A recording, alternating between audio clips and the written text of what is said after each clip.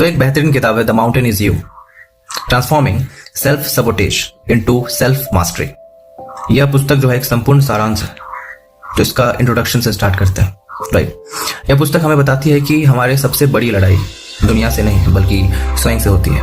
अक्सर हम अपने सपनों, लक्ष्यों और खुशियों को खुद ही नुकसान पहुंचाते हैं पूरी तरीके से। इसे ही कहते हैं सेल्फ सबोटेज, आत्मविनाशकारी व्यवहार इसे कहा जाता है। लेखिका बताते हैं कि आपके अंदर जो पहाड़, जो माउंटेन है, वो कोई बाहरी समस्या नहीं बल्कि आपकी अपनी सोच, डर, आदतें और अनसुलझी भावनाएं हैं। यदि आप उस पहाड़ को समझ ले और उस पर चढ़ना सीख जाएं, तो आप अपनी जिंदगी बदल सकते हैं। इसका जो कोर कंसेप्ट है, जो पुस्तक का जो मुख्य सिद्धांत है, वो क्या है? सबसे पहला, सेल्फ सबोटेज। क्या है सेल्फ सबोटेज? सेल्फ सबोटेज का मतलब होता है खुद की प्रगति को रोकना, बार बार गलत फैसले लेना, डर की वजह से अवसर खो देना, प्रोकास्टिनेशन करना, ओवरथिंकिंग करना, टॉक्सिक हैबिट्स में फंस कर रह जाना। इसके कुछ एग्जांपल्स हैं। सक्सेस चाहिए लेकिन मेहनत नहीं करना, रिलेशनशिप चाहिए लेकिन ट्रस्ट इश्यूज रखना, पीस चाहिए लेकिन हर समय नेगेटिविटी के साथ रहना। लेखिका कहती है कि सेल्फ सबोटेज समस्या नहीं, यह एक संकेत है कि आपके अंदर कोई अनसुलझा दर्द मौजूद है। दूसरा पॉइंट है आपका सबकॉन्शियस माइंडसेट आपकी जिंदगी चलाता है। हमारी अधिकतर आदतें और फैसले सबकॉन्शियस माइंड से आते हैं। यदि आपके अंदर यह बिलीव बैठा है, मैं डिजर्विंग नहीं हूँ, मैं फेल हो जाऊंगा, कोई मुझे प्यार नहीं करेगा, तो आपका जो माइंड है ना, उसी के अनुसार बिहेव करेगा। जैसा आप सोचोगे वैसा ही आप बनोगे। राइट, महत्वपूर्ण बात, आपका सबकॉन्शियस जो माइंडसेट है आपको सेफ रखने की कोशिश करता है, सक्सेसफुल बनाने की नहीं। राइट, आपको सेफ रखने की कोशिश करता है, सक्सेसफुल बनाने के लिए नहीं। राइट, इसलिए कई बार आप नई अपॉर्चुनिटीज से डरते हैं, चेंज से बचते हैं, कंफर्ट जोन में रहना पसंद करते हैं। थर्ड पॉइंट है हीलिंग जरूरी है।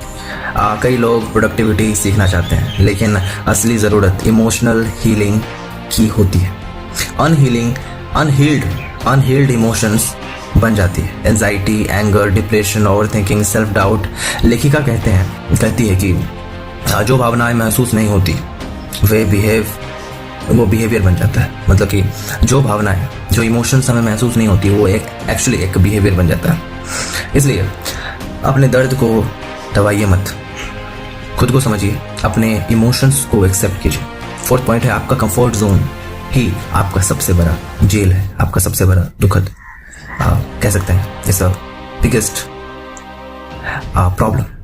कंफर्ट जोन सुरक्षित लगता है ना, कि हमें कंफर्ट जोन एक्चुअली बहुत सुरक्षित लगता है, बहुत सेफ जोन महसूस होता है, लेकिन वही ग्रोथ खत्म होने का सबसे बड़ा कारण है, क्योंकि हम अपने आप को पूरी तरीके से कंफर्ट जोन में डाल चुके हैं। ग्रोथ के लिए जरूरी है रिस्क लेना, फियर का सामना करना, फेल्योर एक्सेप्ट करना, नई आइडेंटिटी को बनाना। यदि आप हमेशा वही करते रहेंगे जो आसान है, तो आप कभी वो नहीं बन पाएंगे जो बनना चाहते हैं।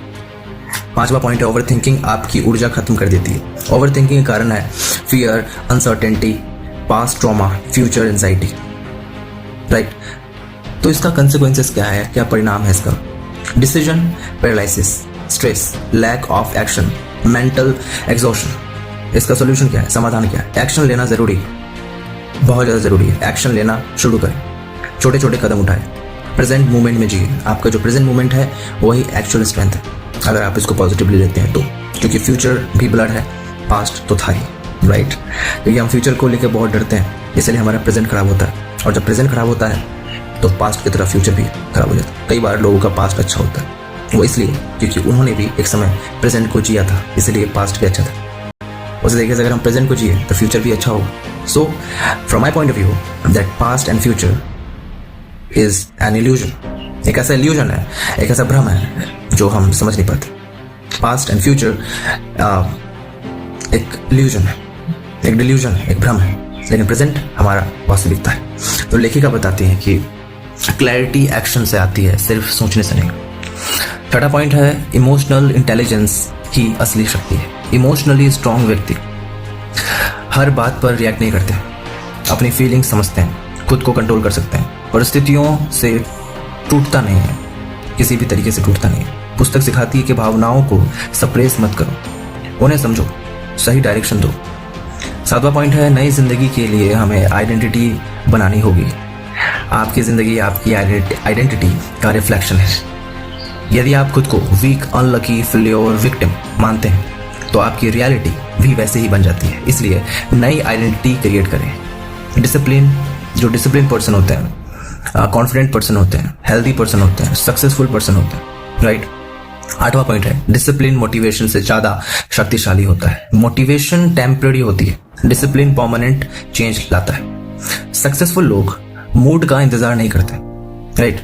रोज छोटे एक्शंस लेते हैं, कंसिस्टेंसी मेंटेन करते हैं। 9वां पॉइंट है, पेन आपको बदलने आता है।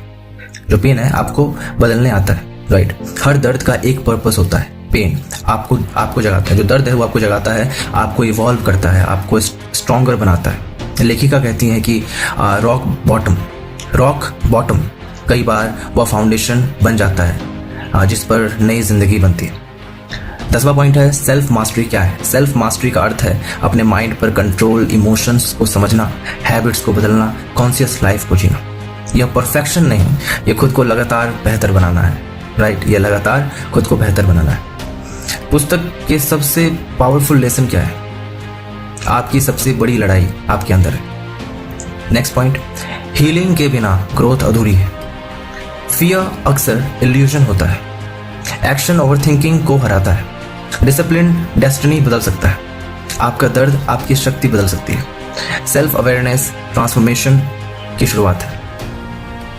तो चलिए इसको कुछ चैप्टर वाइज तरीके से समझते हैं। चैप्टर के मुख्य विचार क्या है कि सेल्फ सबोटेज, हम खुद अपनी ग्रोथ रोकते हैं। इमोशनल इंटेलिजेंस, भावनाओं को समझना जरूरी है, right. Okay, trauma and healing, पुराने दर्द बिहेवियर को बयां करती है। हैबिट्स, छोटी आदतें जिंदगी बदलती है।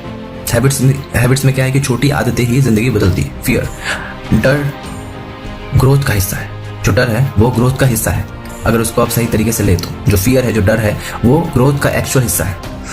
ट्रांसफॉर्मेशन, आइडेंटिटी बदलो, है ना। आइडेंटिटी इसमें क्या है कि बदलना है, जिंदगी बदलेगी। ट्रांसफॉर्मेशन, आइडेंटिटी इसमें बदलना क्या है, जिंदगी बदलने के लिए, आपकी आइडेंटिटी बदलने के लिए। सेल्फ मास्टरी, खुद पर नियंत्रण ही असली सफलता है। यह पुस्तक किन लोगों के लिए बहुत ज्यादा मायने रखता है?